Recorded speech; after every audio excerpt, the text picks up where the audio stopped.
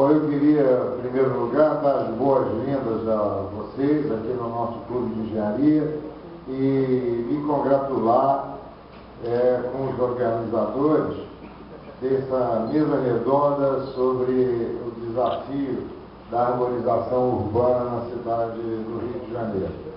Como vocês estão cientes, o objetivo é discutir a gestão da arborização urbana, debater soluções, o que é importantíssimo, os principais desafios do planejamento, implantação e manutenção da arborização urbana na cidade do Rio de Janeiro. Isso é importante que se discuta a fim de conhecer e promulgar as reais conclusões, né? Para a gente não sair falando tudo aquilo que vem na cabeça da gente. O debate, ouvindo os companheiros, a parte A e a parte B é fundamental. É importante também ressaltar que estão participando desse importante evento órgãos públicos responsáveis pela gestão de arborização urbana, empresas e, principalmente, os profissionais portadores, prestadores de serviços nessa área, além de membros da sociedade civil que estejam interessados no assunto. Também isso é promovido, como vocês também já sabem, isso é promovido aqui pela nossa Diretoria de Atividades Técnicas, o DAT, aqui do Clube de Engenharia, a Divisão Técnica de Recursos Naturais Renováveis, DRN, do Clube de Engenharia, e também, com muita importância, a Associação Profissional dos Engenheiros Florestais do Estado do Rio de Janeiro. Sou Chico Murokawa, representando o Instituto de Florestas da Universidade Federal do Rio de Janeiro. Bom dia, senhores. Francisco Bogossiano, presidente do Clube de Engenharia, IBA, colega da Divisão Técnica da nossa área, e Luiz Otávio, nosso secretário da nossa associação. A Universidade Federal Rural do Rio de Janeiro comemora 100 anos e eu estou representando o professor Éder, que está participando de um outro evento com Firjan e Embrapa sobre transferência de tecnologia. Falar sobre urbanização e a expansão da área urbana. E, em cima disso, proporcionar boas condições de vida e ambiental para a nossa população é um evento ímpar que o APPERJ está promovendo. E também essa cidade vai sediar a Olimpíada 2016 e está previsto uma sensível melhora na área ambiental, como um projeto de reflorestamento de 1.360 hectares da floresta de Pedra Branca, do Estado, mais 40 hectares de Parque Olímpica, que beneficiará a população no futuro, e um plantio num total de 24 milhões de árvores, dos quais o IES plantaria 4 milhões de árvores. A localização dessas árvores na rua, em diferentes bairros carentes, proporcionaria a essa cidade maravilhosa, que conta com a Floresta Nacional Tijuca, um excelente e melhor projeto de paisagismo no aterro, implantado pelo Bulimar, e atualmente, colega nosso, discutindo a solução para essa cidade em termos de arborização, será naturalmente um evento muito importante para a cidade e principalmente para o desenvolvimento do Estado, em termos de, no futuro, encontrar uma cidade arborizada de boa qualidade. Nesse evento contamos também com participações de outros municípios e estados, como o Paraná, que tem uma belíssima cidade de Curitiba tem arborizado, Belo Horizonte também, tá? Sumamente tem arborizado, e não só essas duas cidades, mas temos muitas cidades, tá? Que a qualidade, tá? Da cidade se manifesta via arborização urbana. Desejo a todos um sucesso, e naturalmente o fruto desse evento contribuirá para melhoria de qualidade ambiental e paisagística do Estado do Rio de Janeiro e, em especial, a cidade do Rio de Janeiro. Tenha um bom dia e um bom proveito desse evento. Obrigado. Já falou, o professor Tito, a importância do elemento arbóreo na paisagem urbana, né? Lembrar os muitos serviços que as árvores trazem, né? Para as cidades, né? E para os seus moradores, a amenização do microclima, né? A retenção de partículas de suspensão na atmosfera, o suporte à biodiversidade urbana, né? Principalmente à avifauna, alguns pequenos mamíferos, e o embelezamento paisagístico também, né? Esses são alguns itens, né? Na verdade, nós sabemos, né? Nós que militamos nessa área, sabemos que os serviços ambientais são muito extensos, tem vários outros serviços que a arborização fornece para a cidade e para nós. Destacar ainda esse momento, né, com esse desafio das mudanças climáticas, então a importância da arborização, né, enquanto parte dessas estratégias de adaptação e mitigação desses impactos, né, com esses benefícios que a gente citou, principalmente a questão relacionada à temperatura do ar mesmo, né, a retenção de água, controle de erosão, como é que se diz? Redução de água de runoff, aquelas coisas, né? Essa música é bonita. Vamos lembrar, então, que a nossa associação, a PEFERJ, né, já vem planejando realizar esse seminário há 2 anos atrás, desde 2008. E quando foram feitas as mudanças na responsabilidade sobre a manutenção da arborização no Rio, né? Rapaz, essa música é boa mesmo, hein?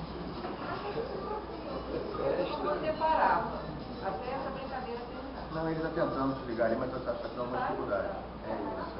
Parece conseguir. Então, desde 2008, quando teve essa alteração da manutenção da arborização do Parque Jardim Conluve, que a associação vinha pensando em fazer alguma atividade, algum evento para colocar isso em discussão, né? Porque se por um lado essa mudança pode trazer até eventualmente um dinamismo, agilidade na poda, por outro, sem dúvida, trouxe um desafio inerente a uma nova atividade, a uma empresa que não tinha essa atividade como a sua atividade fim, né? Por mais eficiente e preparada que ela seja, sempre o desafio de uma nova atividade, período de adaptação a essa nova atividade, né?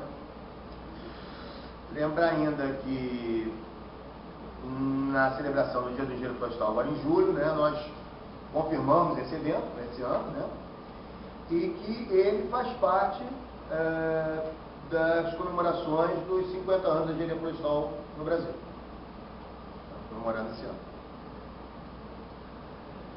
Como o professor mencionou, a importância da arborização pública e dos investimentos na arborização pública agora aqui na nossa cidade, em função desses eventos de grande porte que vão acontecer nos próximos 4, 6 anos, né? A Copa do Mundo e as Olimpíadas. E possivelmente esses investimentos, né, também em arborização, vão ficar como legado, né, desses eventos. Lembrar ainda, ou indicar, né, que nós, a PEFERJ, nós entendemos que esse evento é apenas o primeiro de uma série de ações sobre esse assunto, né? E nós estamos fazendo isso porque julgamos ser importante reunir, né, os segmentos interessados do governo e da sociedade e numa proposta de um código de arborização urbana para a cidade. Tá? Embora eu seja professora da o pessoal achou que a gente poderia estar com os pés nas nuvens, né? Mas a palestra é bem pé no chão, inclusive a maioria dos trabalhos que serão apresentados aqui, alguns temas que serão apresentados, são frutos de trabalhos realizados, inclusive com pessoas que estão trabalhando na prefeitura, né? Então, são pessoas que estão tentando pôr em prática, né? Então, algumas coisas não são tão acadêmicas como costumam ser, né? Trabalhos de universidade, às vezes a gente diz, é uma pesquisa que fica na biblioteca e acabou, morreu aí, né? Mas não é bem isso, né? Nós estamos tentando até de procurar soluções, né, na academia para que sejam soluções mais eficazes, né, mais duradouras. E então, há muito tempo que eu não, estou até meio nervosa, porque há muito tempo que eu não venho aos congressos, principalmente porque quando a gente se envolve com pesquisa, né, CNPq, e a cobrança, e a gente não tem tempo, e inclusive os resultados de pesquisas são bem, eu posso dizer assim, bem elitizados, né, que todo mundo está procurando só publicar, qualizar, quali-B, e todo mundo aquela loucura na roda viva, né? Aí agora eu digo, não, eu vou expor um pouco dos resultados, mas deixar mais popular para que isso possa ser mais aplicado, né? Mas, inclusive,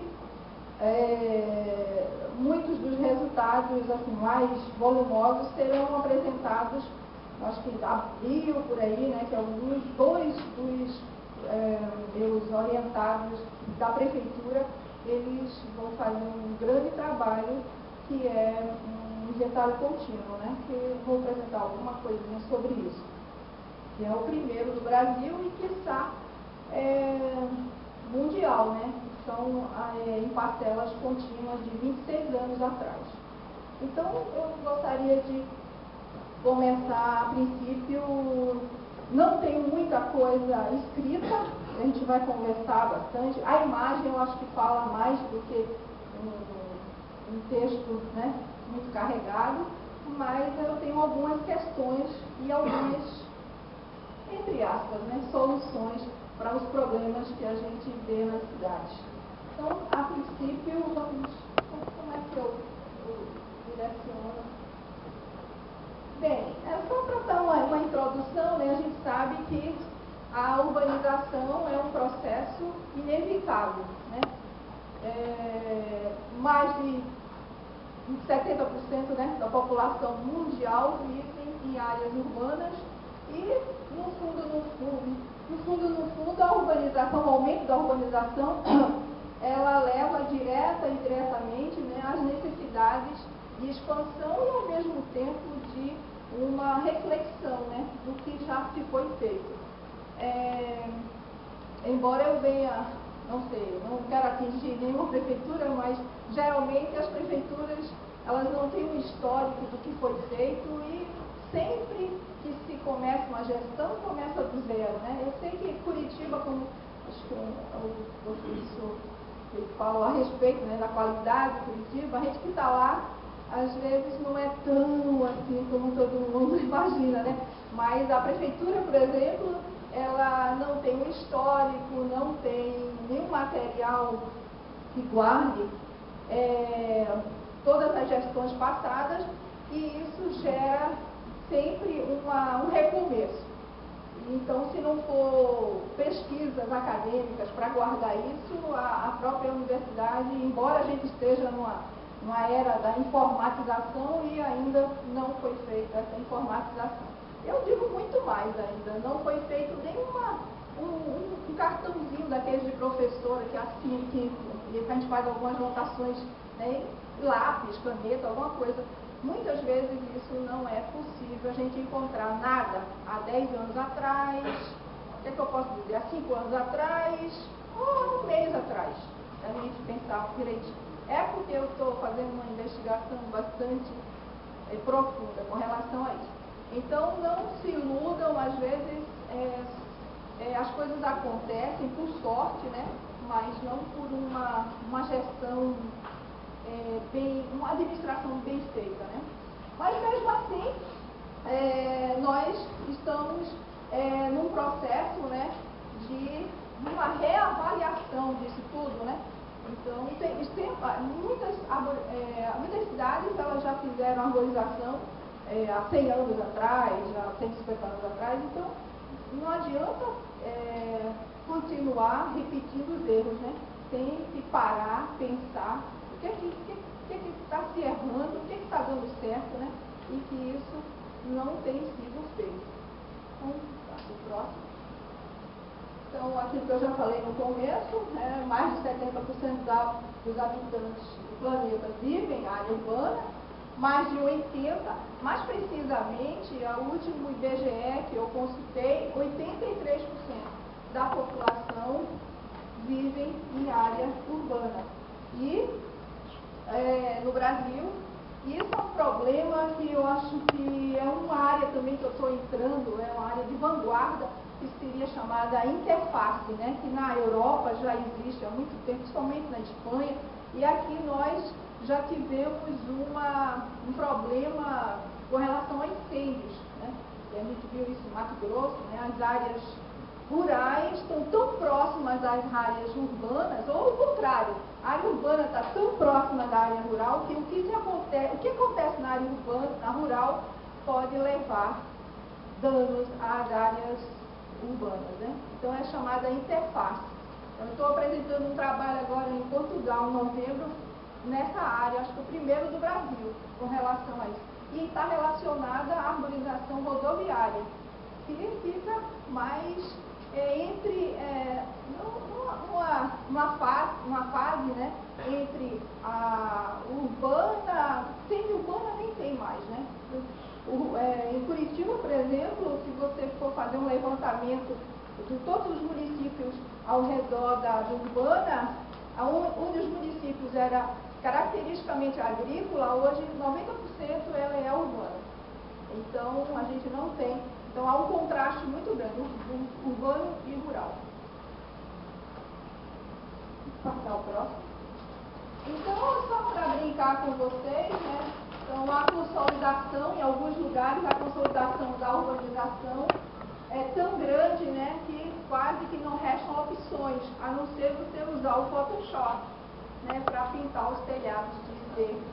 Porque também com essa invasão aí de telhados verdes, até o CREA lá de Curitiba já andou restringindo, nem todos os telhados podem ser verdes, né? Nem todos os telhados podem se construir um jardim, né? Tem que haver uma construção com uma estrutura para conseguir segurar, né? Então, alguns só podem ser verdes pintando de verde mesmo, né?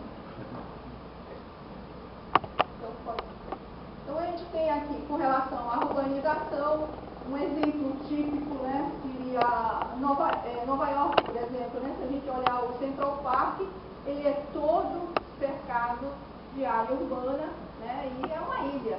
Se a gente for estudar a ecologia da paisagem, nossa, é tão bonito isso, né? Mas tem tanto problema com relação à vegetação, com relação à fauna, com relação a todos os aspectos, né, bióticos relacionados à paisagem. Mas, se a gente pensar nesse contraste, a gente vê que é tão bom, né, existir o Central Park.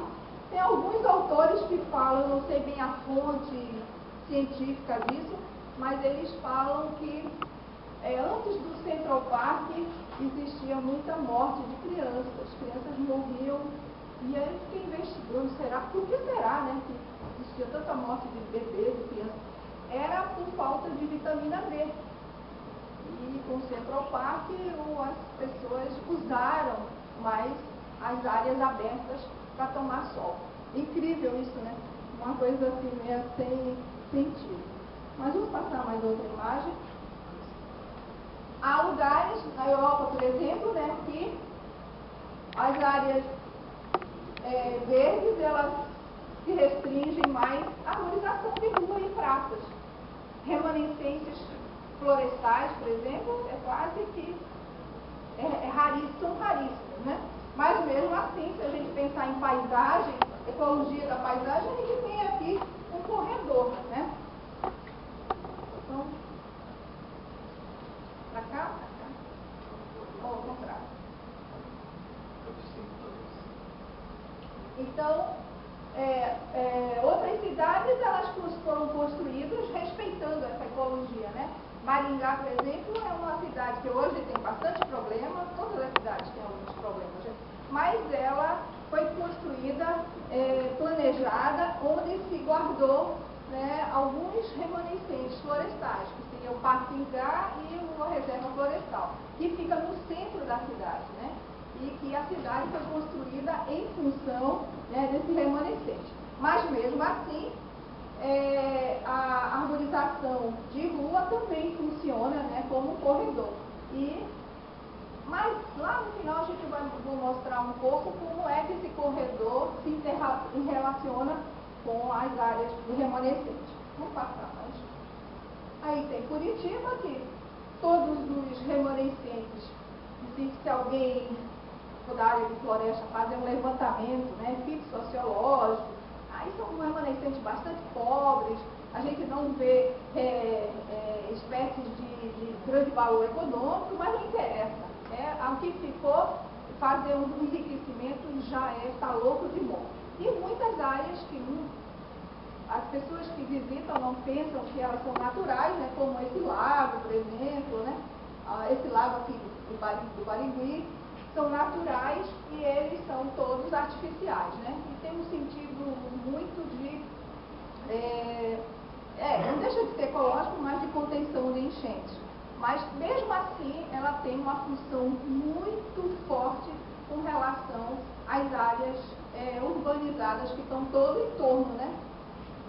Aqui, ó, ele já começou a ficar ilhado, né? E a arborização de rua também funciona como corredor. Não como um sistema de área verde, mas sim como um corredor. Agora, recentemente, o mês passado, eu estive na Coreia, no congresso da IUCRO, e eu subi lá numa torre, né, parecendo a torre mais alta que tinha na cidade, para você ver a cidade em torno. Uma coisa que me surpreendeu bastante é a cidade, né, que ela fica isso aqui é vidro, né, a gente não podia tirar fotos fora do vidro, então deu esse reflexo. Mas a cidade todinha, ela fica numa cota inferior e todo ao redor era conservado, né? É o próprio Código Florestal, assim, atuando na Coreia, porque nenhuma área de declive era urbanizada, né? Toda ela era coberta por vegetação.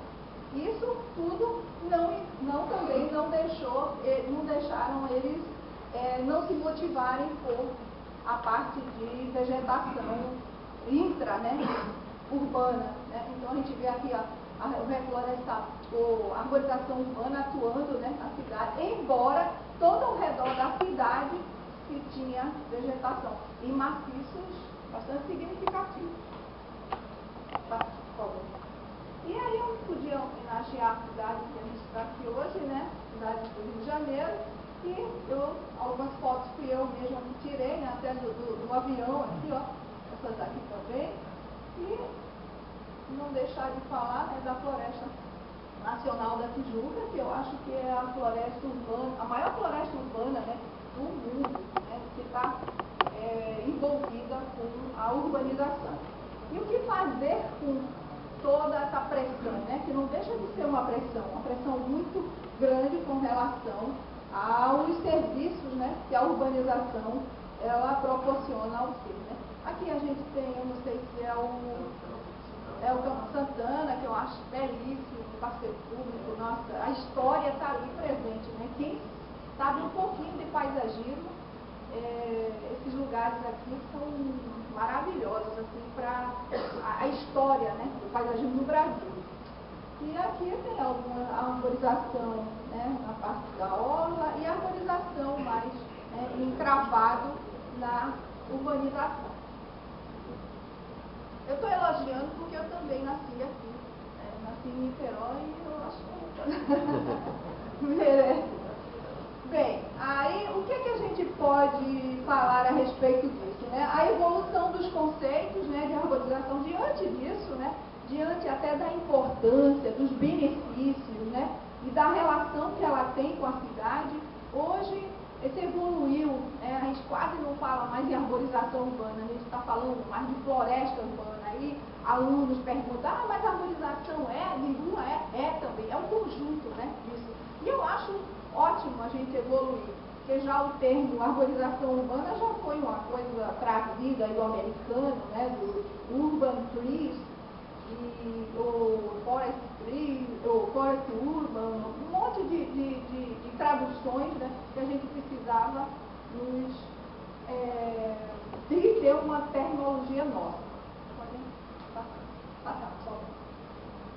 Então a gente tem aqui, só para dar uma noção, né, de Maringá, a gente tem aqui 2 parques, né, a Reserva Florestal e o Parque Ingá, e a gente vê aqui, né, a arborização de rua. E que o maior intuito, né, que a gente trabalha com paisagem, né, a gente tem aqui uma matriz, que é uma matriz urbana, mas a gente tem 2 fragmentos, né, bastante significativos, né, fragmentos remanescentes, e que eles têm uma ligação muito forte entre eles por corredores, né, ecológicos. Isso é que faz a gente pensar que pode existir um sistema, né, um sistema de área verde, onde eles se correlacionam. Não como aquele Central Park, né, que fica totalmente isolado. Ali tem um sentido de ilha, né, de isolamento. Né, e que, nesse caso, pode haver uma relação, um fluxo gênico, né, ou qualquer outro tipo mas não como a gente pensa nas áreas naturais, né? Isso nas suas devidas proporções. Mas em Curitiba, por exemplo, a gente tem o fluxo de pássaro, tem mais de 400 espécies de pássaro na cidade, e a gente vê até mamíferos, serelepe, na arborização de rua, né? Visto por pessoas. Isso devido a essa relação que tem com os remanescentes. Pode passar. Aí só para deixar assim bem lembrado, né, a gente falando em floresta, até que significa, então a gente tem os espaços particulares, o espaço público. Espaço particular a gente não pode mexer, mas eu já andei trabalhando também com os particulares, ver o que é que eles costumam plantar, né? Geralmente são espécies mais exóticas do que as nativas, mas vamos deixar isso para outra ocasião. E os espaços públicos, que a gente vai trabalhar com arborização de ruas e áreas verdes, né? E hoje as áreas verdes, uma das áreas verdes mais conhecidas nacionalmente são as praças, né? Praça não muda de nome, né? Mas já outros espaços verdes, a prefeitura, elas têm outras terminologias. E as terminologias mais conhecidas, a gente tem os parques, os bosques, jardim botânico, que estão dentro. Antigamente o jardim botânico era mais afastado do centro urbano, aí hoje está mais perto, né? Está dentro do centro urbano, mas foi por causa do crescimento urbano. As instituições públicas, como a universidade, por exemplo, que tem bastante áreas verdes, e agora tem um outro termo que a gente tem, né, a RPPNN, né, que são as reservas particulares de patrimônio natural municipal, que foi paralela, a criação foi paralela a Manaus e Curitiba, criaram, e Curitiba já está saindo com a segunda RPPNN, né, que são reservas de doação de particulares com bastante significativo, né, na conservação tanto da fauna como da flora. Aí a gente, só para dar uma lembrada aí de vocês, não esquecer a função e os benefícios que o Luiz falou, alguma coisa aí, mas bem rápido, né? Os benefícios ecológicos, ambiental, a gente tem a amenização da poluição, né? A proteção do solo, proteção dos rios, flora, fauna, isso considerando áreas verdes e arborização de ruas, né? Aí tem uma imagem aqui agora, nós estamos com um trabalho com isso aqui, né? Trabalhando nas áreas verdes, é a capivara, que é um grande, coitado, problema dela não, né? O problema somos nós.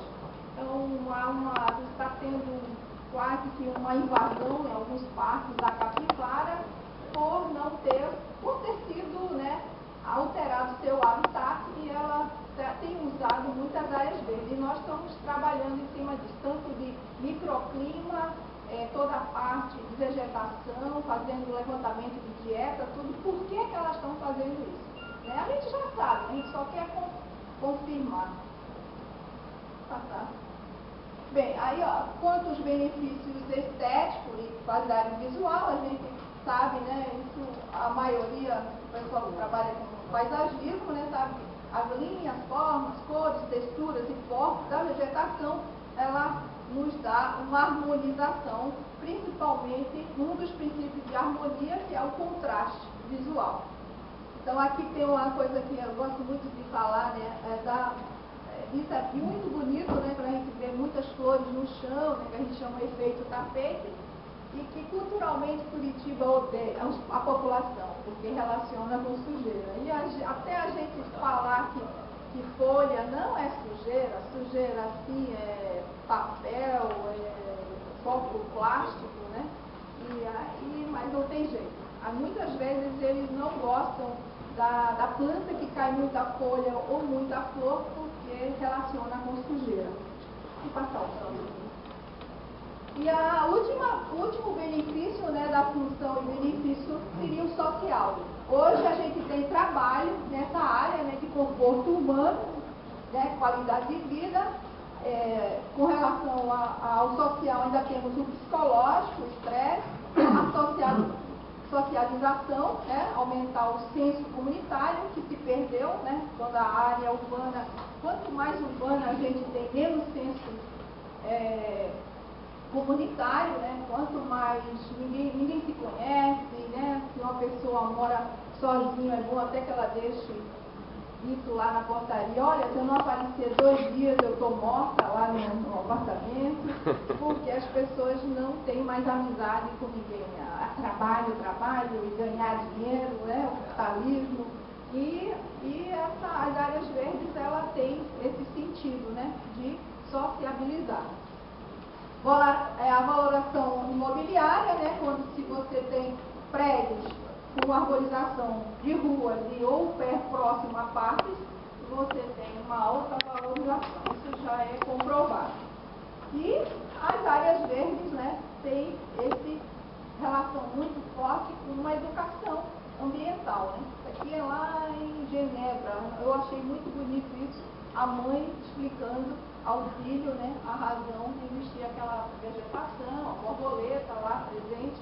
Isso tudo se a gente não tivesse essas áreas, seria muito difícil de você educar um filho, né, sem ter uma prática.